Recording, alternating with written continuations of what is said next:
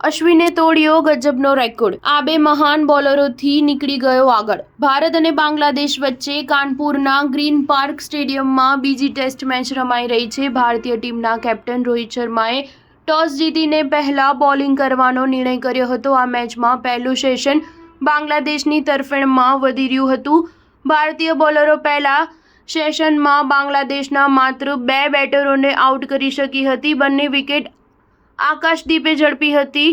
Lunch break સુધીમાં બાંગ્લાદેશે 2 wicket ગુમાવીને 74 run બનાવી લીધા હતા। વરસાદના કારણે લંચ બ્રેકમાં થોડો વિલંબ થયો હતો, પરંતુ થોડીવાર બાદ ફરી એકવાર મેચ શરૂ થઈ હતી। બીજા સેશનની શરૂઆત સાથે જ ભારતીય કેપ્ટને અશ્વિનને બોલ આપ્યો હતો અને અશ્વિને કેપ્ટનને નિરાશ કર્યા ન હતા। લંચ પછી પોતાની બીજી ઓવર ફેંકવા આવેલા અશ્વિને બાંગ્લાદેશના કેપ્ટન નઝમુલ હસન શાંતોને 31 રનના સ્કોર પર આઉટ કરી દીધો હતો।